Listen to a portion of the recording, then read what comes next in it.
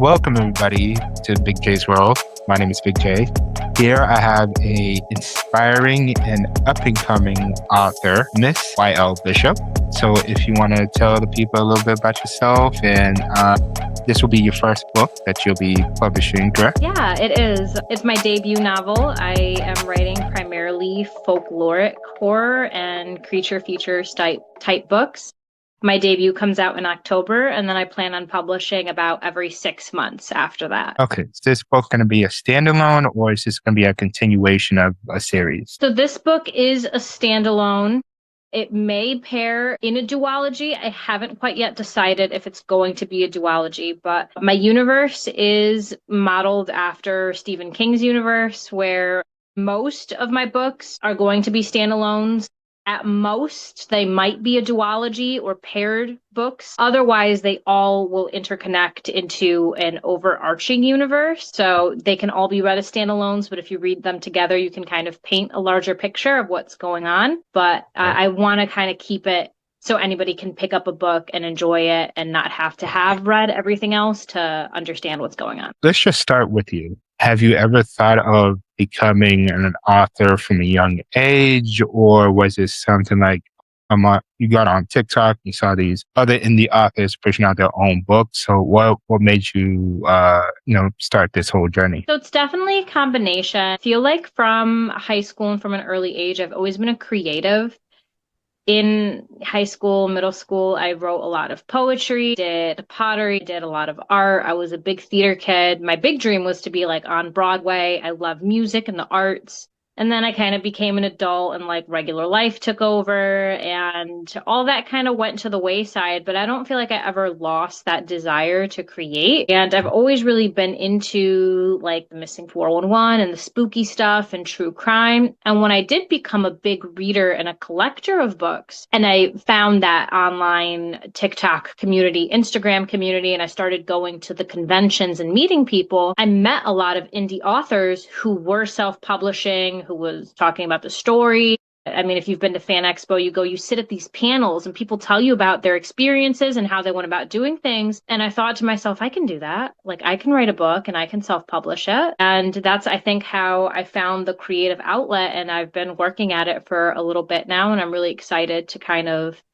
kickstart and push off on this journey. I was just scrolling on TikTok. You stumbled into my FYP like I've met everybody else, and I just saw you just typing away, trying to figure out what to write. What is the title of this debut novel that you're going to push out? The title is What Humans Crave. And it's a paranormal horror, so it features cryptids. It takes place in Appalachia. It features a little bit of some religious themes, as well as some demons, creatures, all sorts of spooky stuff. And it ends in I think in a really fun, spooky way. Something that you would love to read for a Halloween book. It definitely fits the vibe in for Salem. If you've never been to Salem, you probably already know about Salem. It's very spooky, very like you have the witches and you have all the cob and then you have all these spooky museums and stuff. Obviously, Hocus Pocus, filmed in Salem. Yeah. That's a big thing that everybody goes for. And your book would probably definitely fit. I hope so. Something I would love to do. Fun fact, I did get married in October on Samhain or on Halloween in 2020 on the full moon. And me and my husband honeymooned in Salem. And not me, but my husband, their last name Bishop, can be traced back to the sister of the first woman hung in the Salem witch trials. Really? Yeah, Bridget Bishop never had any children, but her sister, Sarah Bishop, is a direct line of my husband. So we always kind of joke. So when we went there, we visited the grave and we did a whole bunch of like historical ancestry stuff. So he's, a descendant. And I share a birthday with Edgar Allan Poe. So we talk about how it's just in our bloodline to be spooky. I love Edgar Allan Poe. Something about him is he's really, if you look at him, he's just spooky in general. For sure. Like very gothic. You don't want to sit down and just have a drink with him. But his writing just really, just catches on with me. But so going back to your book, how long was the writing process from start to finish? Right now, I'm in self-editing. I mean, it's not exactly done yet, but I Right. started plotting it or planning it back in fall of last year.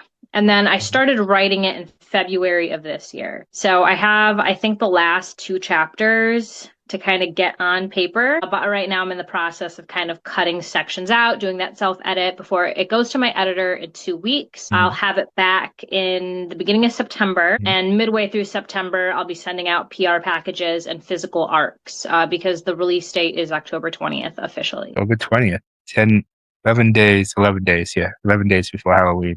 Perfect.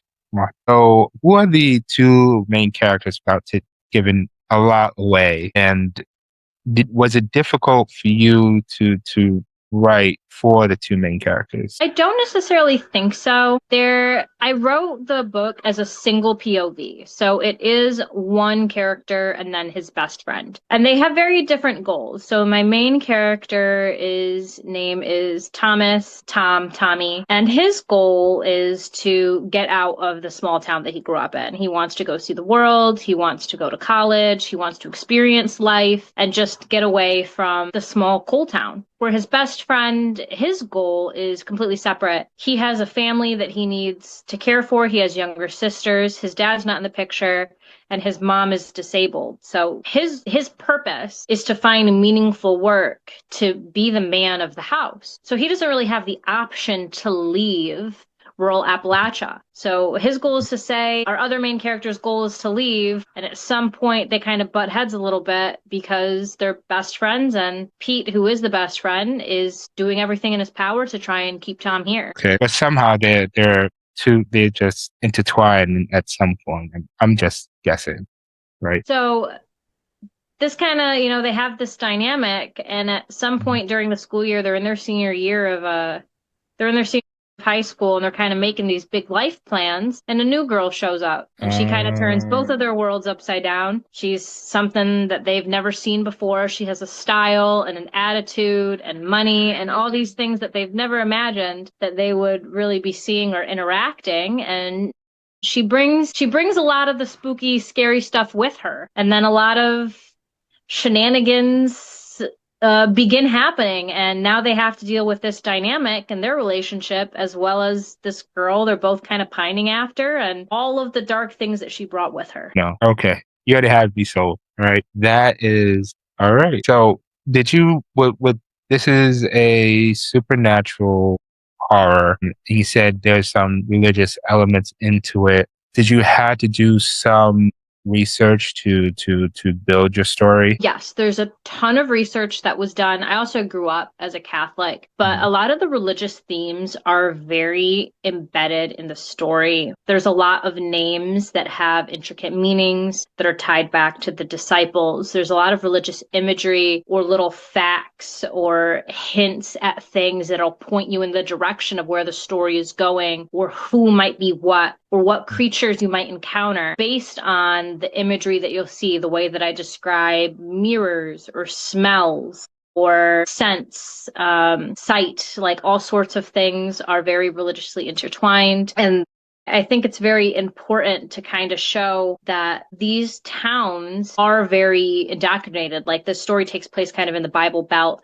The main character's Tom's dad is a priest, and he's kind of on sabbatical right now and down at mission. So you see him kind of midway through the story, but he's not in the first half of the story because he's busy doing stuff, doing religious stuff. So our main character is almost 18, but he's in this big house by himself. He has got no siblings. His mom passed when he was very young. So there's a lot that you'll see that kind of ties back to this priestliness and this holiness and hallowed ground, and that's why I say also they're very Sam and Dean coded, but there is a lot of supernatural or religious elements, and also not in like a pro or anti-religious way. It just exists as it does in life. There is no negative or no positive, it just is. Mhm. The Sam and Dean coded. Just explain a little bit about that to who's watching. What would that mean for the book? So if you're familiar with the TV show Supernatural, it's a very popular TV show that I believe is concluded now. It ran for, I think, 18 seasons. Yeah, it And was the two long. main characters are Sam and Dean Winchester. They're brothers who are hunters who hunt supernatural creatures, vampires, demons. They interact with, devils and demons and angels, but they primarily hunt cryptids and creatures. So when I say supernatural coded, I mean my main pair are not hunters, so there is not any of that, but they are best friends who are essentially brothers because they've been best friends most of their life, and they do have this kind of like banter, this back and forth, this relationship and this love between them, as well as the world around them being very cryptid heavy, religious themed, that gives it that supernatural feel, especially for a Mhm. young adult audience. I think that if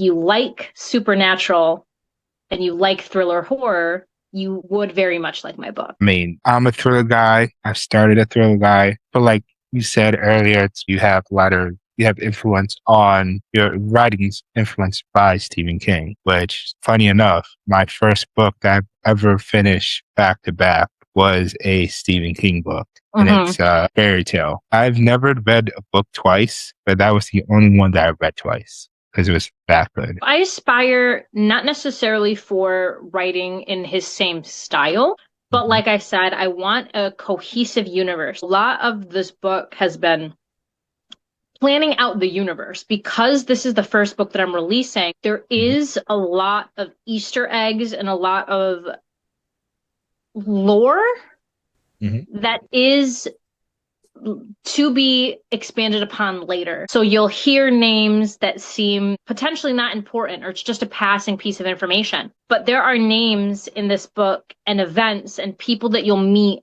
and small little interactions or passerbys or vehicles or different things that are in this book now that'll come up 5 books from now. Like I have, I think right now, 7 books from this one plotted and what the theme is, who the main characters are, what happens in them, and Mhm. all of them in the same universe kind of tie back to this single book where you can kind of piece it all together. So if you read this book and then you read my next book, which is called It Crawls, and it's a creature feature, you'll be able to see a direct parallel on who it is, where it came from, what happened. Wow, this is gonna be a very fun book to read. I hope Especially, so. I hope so. it's gonna be very fun because I've me personally, and I won't speak for myself. I'm not big on. Well, I try to be a horror reader. I tried, and nothing has really stick. But this one right here, I'll probably eat it up Well, it because is it's. in the way that it is like a thriller horror. There is horror elements. It is this sense of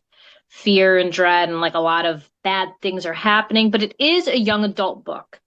It's more aimed at the storytelling of what's happening with the elements of a horror and a thriller, but for a wide audience. I like reading things that are extreme, but I wanted to make at least the first book in my universe to be something palatable for everyone. So I didn't want it to be explicitly gory or explicit in its content. There is no spice. I've been asked a couple of times, does your book have spice? Because I'm a very big romance reader.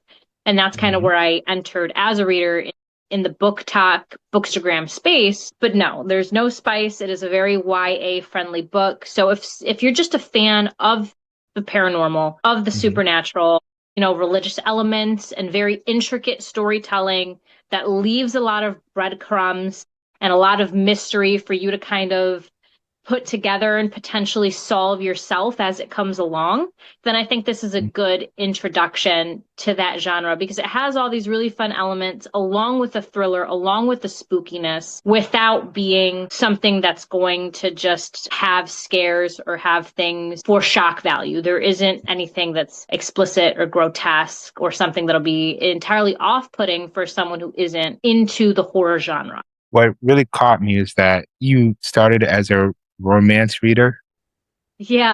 into this is like a full like 180 of like what you're writing. So since you started as a romance reader on Book Talk and Bookstagram, I've never been on Bookstagram, so that's new to me. How did you end up writing? And you did explain that, the whole Salem, you get married and having some roots back to Salem. How did you figure out being such being a romance reader to be writing supernatural horror? So I've always been a big fan of like the Stephen King and the Gaiman, like the Coraline type books. We're not a big fan of him now, but like that's what Mhm. I was into in like high school and stuff. I was definitely like a very big scene kid, and I really got into the short stories. I was very, very inspired growing up by Edgar Allan Poe and like the poetry and the prose of it all. As an adult, what got me back into reading was the fantasy, was the romantasy, was the romance books, specifically dark romance. So I really loved Navessa Allen. My favorite author in that genre is Bryn Weaver and, Ruinous Love Trilogy, your Butcher and your Blackbird, your Harvest Season, Taurus Season, those type of books. Mhm.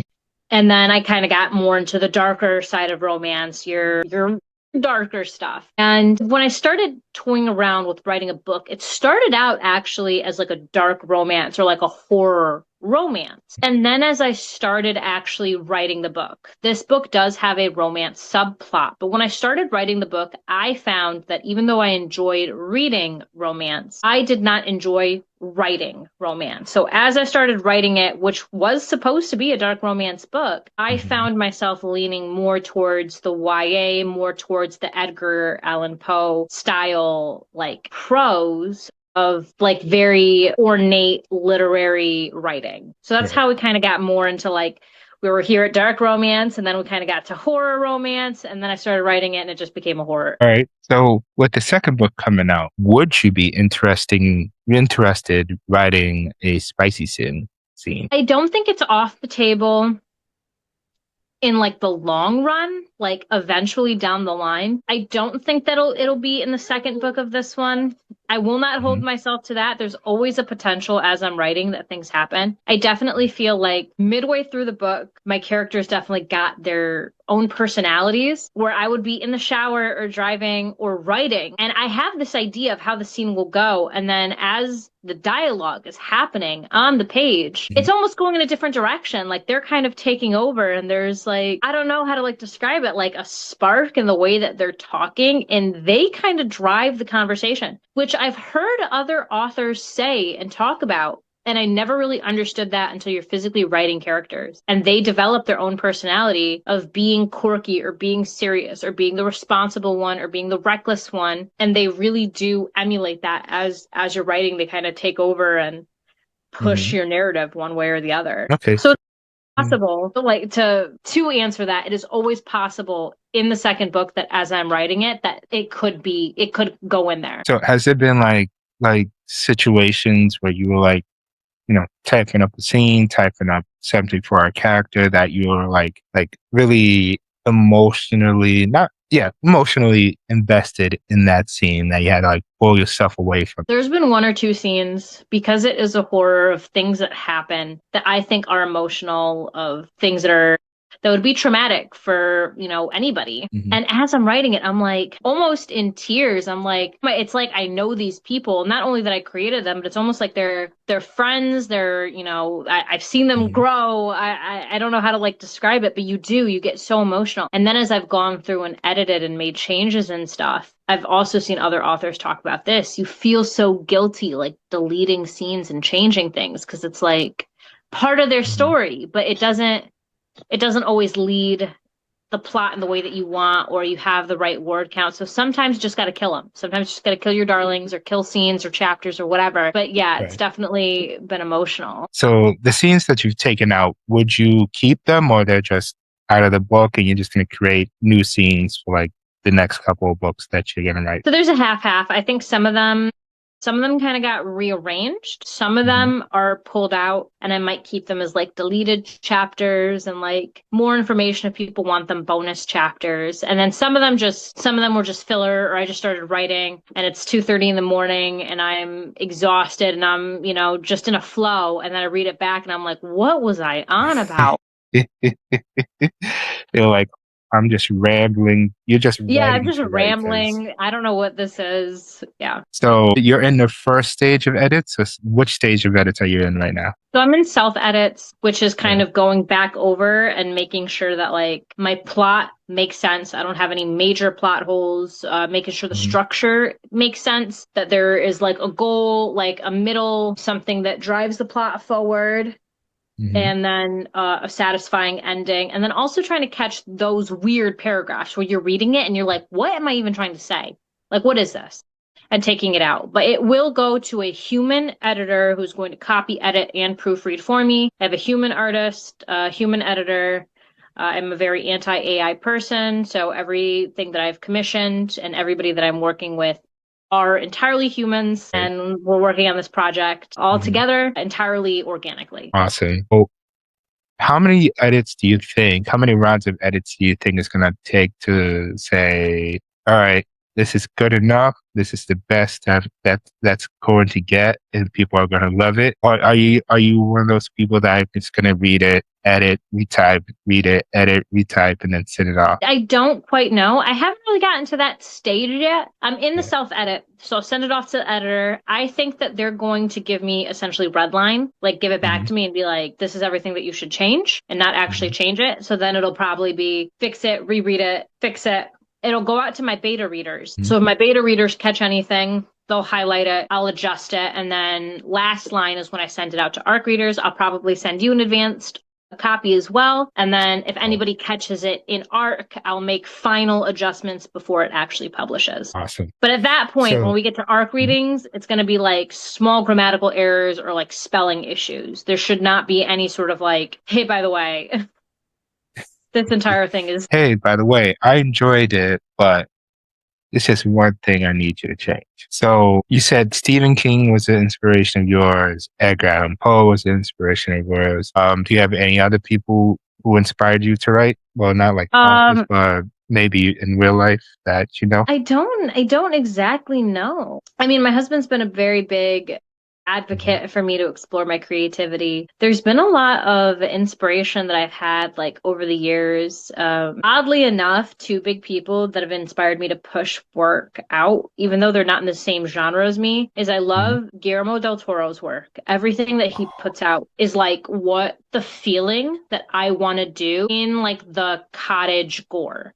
Like I Right. want the feeling that you get or anybody gets when they watch Pan's Labyrinth is the same spooky feeling that I want to make in my like forest thriller, forest horror type books. I want that like spooky gothic whimsy. So I'm trying to create that over a long period. I mean, there's so many women in horror, like Frankenstein has been a huge Hmm. inspiration, like the birth of sci-fi.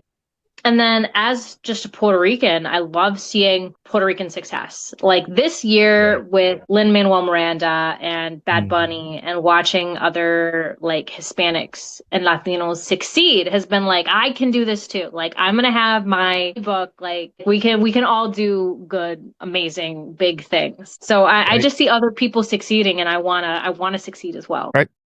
As a fellow Puerto Rican myself, we are just generally proud of just Yeah. being Puerto Rican, 100%. And when we see other Puerto Ricans being acknowledged and loved, like, he's from my island, and we're so proud. Mhm. So, you being an author and, selfishly Puerto Rican, I want this like to blow up for you. Literally, just this is I gonna feel the be same way. Anytime I see anybody rap, anybody who's a little bit Boricua, anybody who's got a yeah, flag, I'm like, I hope, like, I want you to do good. And I do think, not to brag about us, right? I do think that there is this just brag, thing just brag. among Puerto Ricans specifically, right? Hmm. That I'm not saying other ethnicities don't have this, but I feel like Puerto Ricans are very like if I come up, you come up with me. Yep. Like I've seen other people who are like, I want to succeed by any means necessary, where I've seen a lot of other Puerto Ricans are like, well, I'm doing this and you're doing this, let's do it together. Let's succeed together. Like we're all gonna like this is gonna be Hmm. our year. Like we're all gonna do good things. And so I've never talked to another Bori who is like Like, don't do that. Like, you're not gonna do good. Like, anytime I tell anybody, like, this is what I want to do, this is what I'm working on, they're like, you're gonna succeed. Like, I believe me. So Yeah. I'm really excited, and I love talking to people about the project, and I hope people enjoy reading it. That's the Oh big yeah. thing, right? Like, we're not quite there yet for people actually reading it. So it's a lot of talk and a lot of love that's been putting into it, and a lot of time and a lot of effort. And the Mhm. artwork is made, and I know the packaging is going to be beautiful and like spooky and great. But I hope people actually like the book itself. Right. People are gonna love it, love the book. And definitely like again in Salem, it'll be a huge hit because of the whole spooky stuff. But have you been to Danvers to the memorial? I don't know. I don't remember. I might have, maybe not. Yeah, it's a big thing. Obviously, Danvers was the Salem, the Mhm. original Salem. So they have like the old Salem like plot behind someone's house, which I didn't know. Then they had this whole monument of like the people who were like unjustifiably like put to death. Yeah, are And they like the almost like seat style stones? no, it's like And like it's big, huge monument. It has the old like handcuffs, the old shackles, and based then on this conversation yeah, tomorrow and next week, and I'll get back with you, maybe back in October. yeah. I might be calling a couple bookstores and seeing like not only if they want to stock my book, but I'm trying to kind of plan, I think, 4 or 5 bookstores that I can go released week and go do signings at and kind of Hmm. like have my like debut week, which I feel like a lot of indie stores are super receptive to. I think a lot of 100%. debut I think a lot of debut authors release like directly to Kindle Unlimited and don't do print releases. So they don't go do like a tour. Because you got to plan it yourself. You got to like call and do the effort and stuff. But yeah, my pre-orders are open on Kindle Unlimited. I'm getting them set up for in print because I'm doing pre-order incentives to have additional material. Like you'll get a signed book plate or a signed edition, as well as some Hmm. art prints and some like other materials. And then I'm going to be doing like big PR boxes. So I Right. wanted to bring stuff with me and have stuff to go do bookstore signings. But I've been kind of planning the route. So right now, I think I'm going to be at one store. I'm waiting on confirmation. But right now, it seems like release day, I'll be here in the Eastern Panhandle of West Virginia. If I get approved Wednesday, I'll be in Philly at a horror themed bookshop. And then if I keep going up, I might just go all the way up the coast. There is a bookshop that just opened in Salem. I'm gonna find out what's the name of it, and I'll send you the information. It's, Fabulous. That sounds that great. it's definitely right up your alley.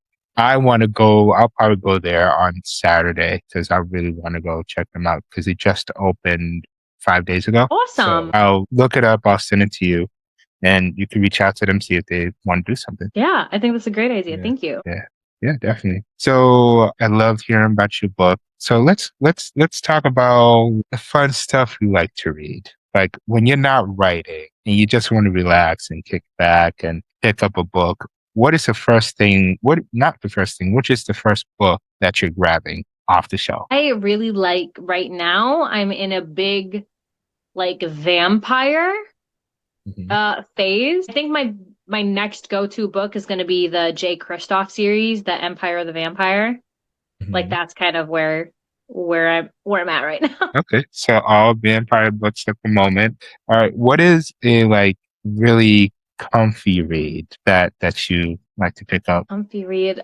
Rachel Gillig's The Knight and the Moth. The Night in the Moth. Okay, and what is one book that like broke you emotionally? Like you're reading there and you're Rachel like, Gillig's The Knight and the Moth. really? It's So, just one of those books that's like so good at like at least for me, I also really like gothic style mhm. like knights. So the first time I read that book, it like broke my heart, and then the second time I read that book, it broke my heart. Let me look back at myself. Let me take a peek here. What else did I really enjoy reading? I love Jennifer L. Armentrout's book, Blood and Ash, which is another like kind of vampire style Hmm. of book. Holly Black's The Cruel Prince series. I adore that series. That's one of my favorite like female main character, like political Hmm. intrigue. It has a romance subplot, but it's Hmm. driven by her own like ambition and her own skill and her own cunning. Hmm. And I do really like the outcome of that book. So I really do like that series. Yeah, those are my couple, I think, right now. Okay. So have you ever DNF'd a book? If so, which one was it? So I have DNF'd a book, and I do like these authors, but I DNF'd Zodiac Academy. I got Mhm. like almost to the end of the series. Like I'm talking book 8, and I couldn't do the internal dialogue of the FMC. Like I just couldn't handle it anymore. So I had to put it down. I might pick it up and finish it. Because even if I Mhm. don't like a book, I like to finish the book. And then I feel like I can give it a fair rating or assessment because I've like gotten all the way through it. But that one was it just got too painful for me to read. Like every sentence, I'm like, why are you doing this? Why are you the way that you are? Fair, fair. How about a book that gave you the it? This might be a little bit controversial. I don't really like Emily Rath books. I'm not a big fan of like the pucking hockey books. But to be fair to like Mhm. that genre, I have found out I'm not a big fan of any type of sports romance book at all. So I think it may have been like that's just the first books that I picked up, but Mhm.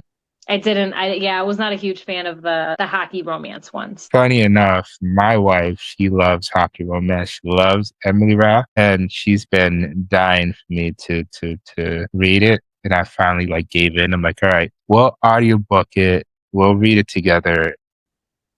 And we did. And I told her, there's no hockey in here. She's like, yeah, there is. I'm like, no.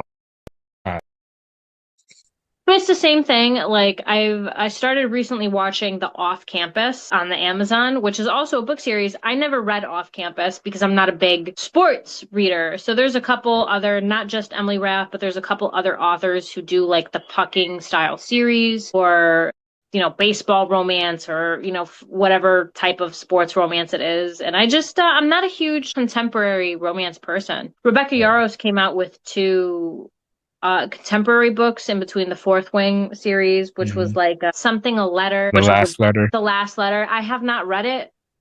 It's on my TBR to read, but I'm not a huge contemporary person. I really like the supernatural stuff or the fantasy stuff. But I also, while I'm writing, I try not to read anything in the genre that I'm writing because I don't like to be subconsciously influenced to make anything similar. I don't like to try and so right now, like my horror shelf is completely empty because I haven't finished writing. Hmm. And then same thing, like I might read a book, and then when I start my next series, like I won't read in the same genre while I'm writing. Right. So I kind of am I think, like moving more towards like sci-fi. Like I want to pick up the Murderbot Diaries. That's on my Hmm. TBR. There's a couple other ones that I'm really interested in, like Overgrowth, which is a sci-fi one that's botanical themed. I'm really excited for a couple like reads, but yeah, I think just the sports ones may have like overdone it a little bit for me. It just got so popular that everybody was Hmm. like, read it, read it, read it, and then I just didn't love it. I mean, I definitely understand. I'm not a trauma bond type reading person. Like for example, Binding 13, not my thing. But Yeah, so same those, like those ones, the Finding 13, yeah. something. I haven't read those. I've been recommended The Boys of Tillman. I haven't read Hmm. those. So, and nothing against Emily Rath. Like I think I got like a couple chapters into the first book and was like, Right. Yeah. yeah, this one's not for me. So I might have to try the genre again, pick it up and, Mhm. see if I like it. I do like Emily Rath's historical romances. I didn't know she wrote historical Yeah, romance. she writes.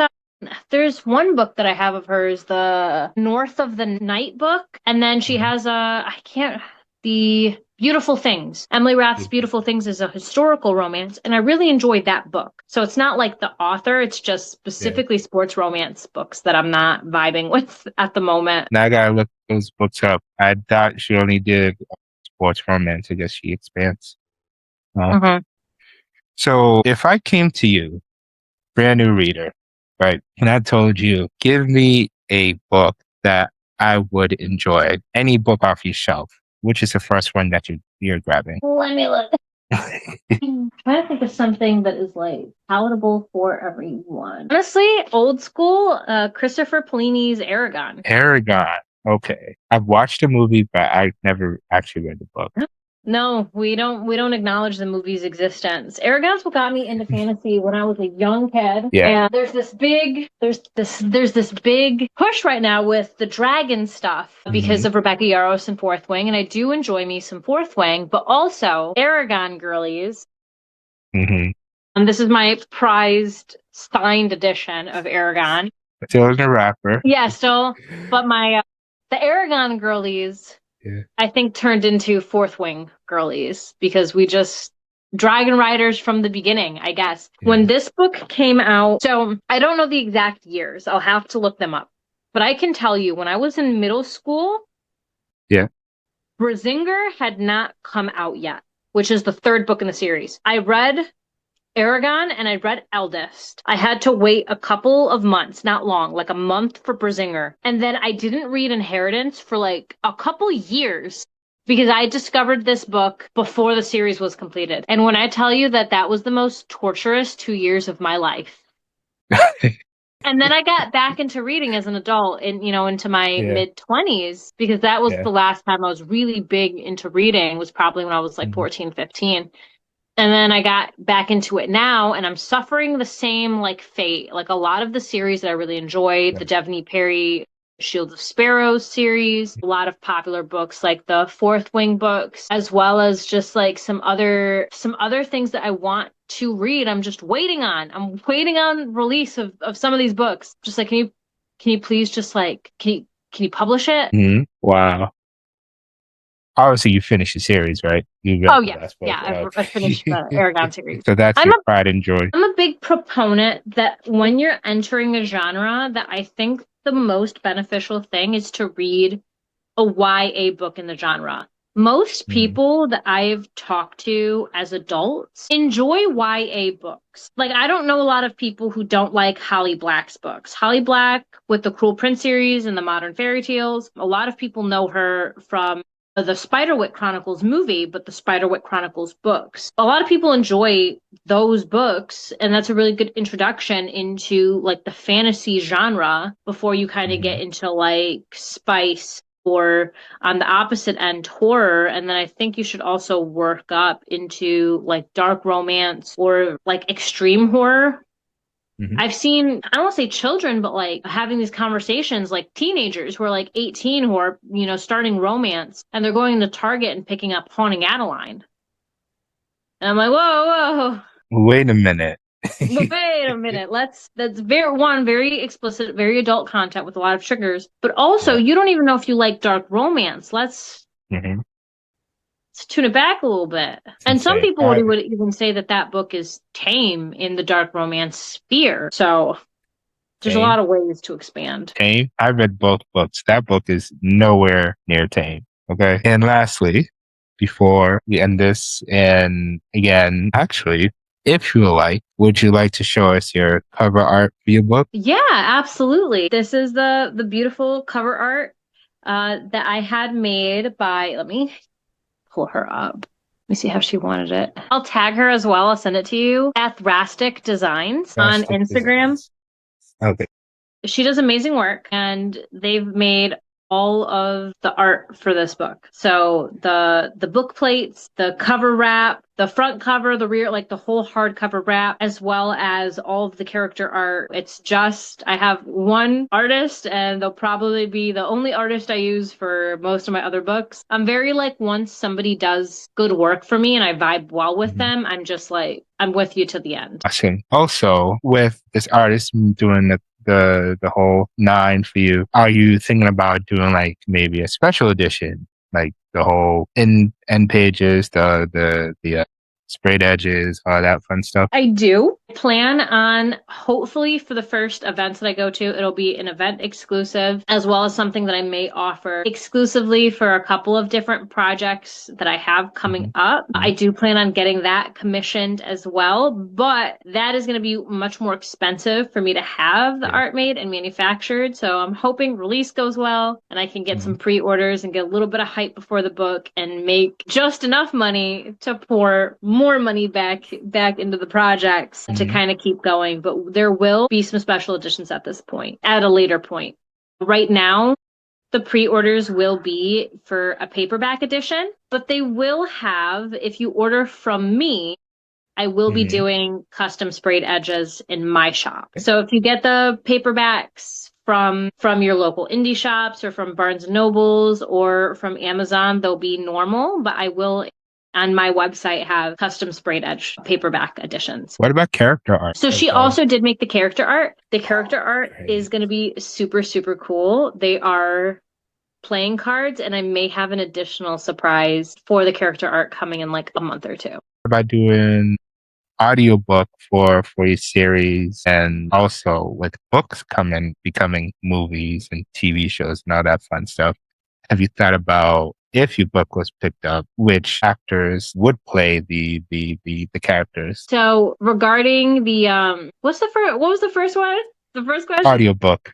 The So audiobook. Have you regarding thought an of that? audiobook, yes, I entirely plan on doing an audiobook. That's just going to be a later down the line thing. As an indie author, you kind of have to plan it and commission it and pay for it upfront yourself. Like I have to find a voice actor that wants to do it and then pay them to produce it and then get it professionally edited and all that stuff. So it will happen at some point. I don't know when, but Mhm. it is something for sure that will be later down the road. Regarding a film thing, I have never anticipated that my works would ever get that big to get picked up or to be optioned for a film. So it might be something I have to get back to. I've never in my life considered that any of my works would be made into movies. I mean, it would be fun to, like, play around and see. Oh, for sure, for sure. I But mean, that's definitely the first time it's ever crossed my mind. I got a lot of Henry Cavill. They want Henry Cavill to be like a portrayal of some book characters. I love Henry Cavill.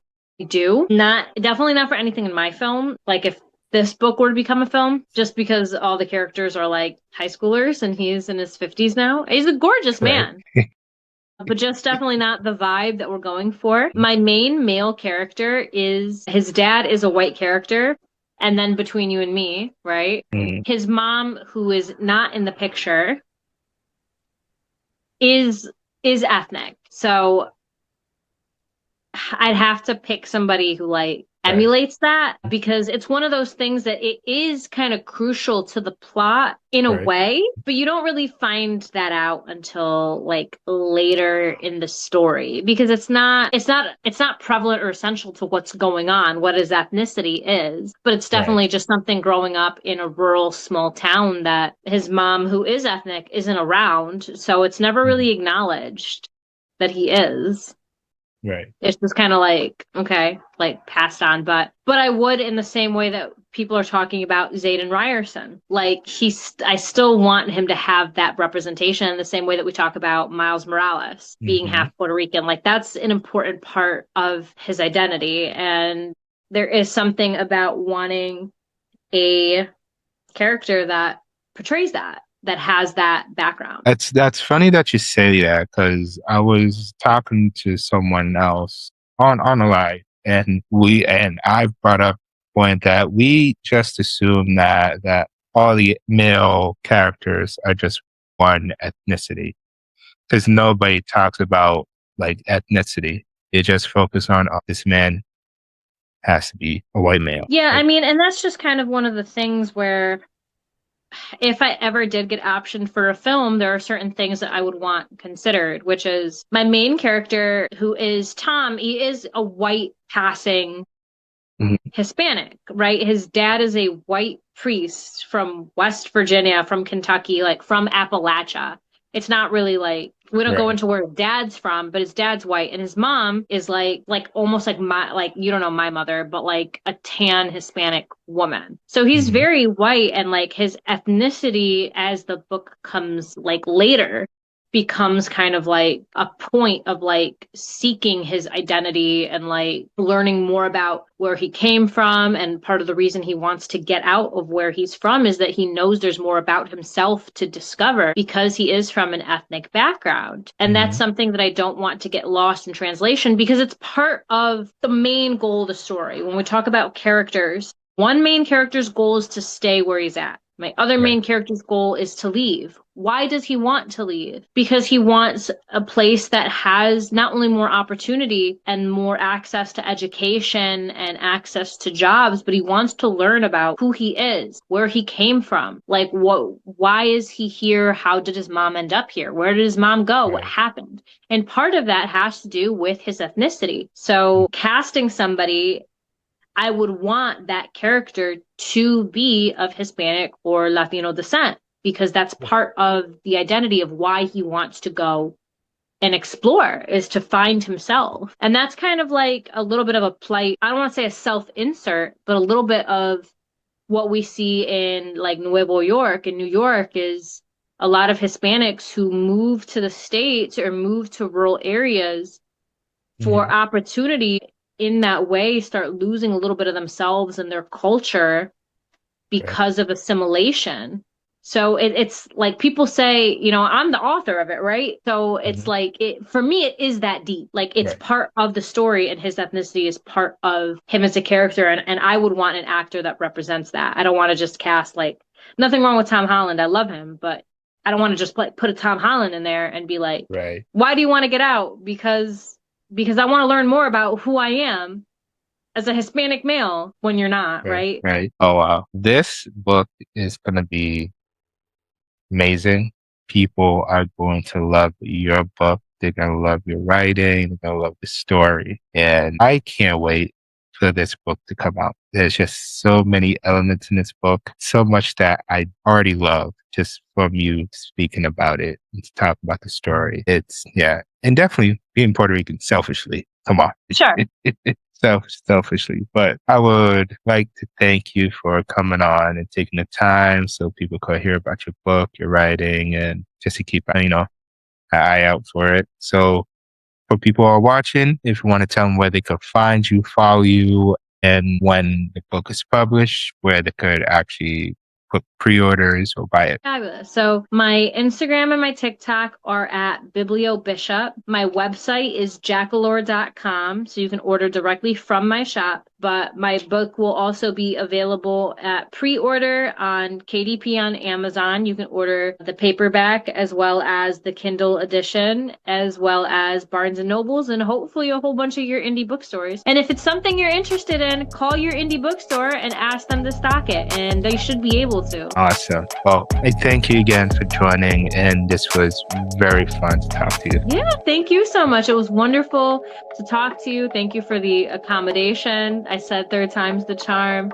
We're able to finally have this conversation. Hopefully, I can check back in with you in October, and we can kind of see how pre-orders are going and release is going, and maybe I'll see you up north. Definitely. I would love that.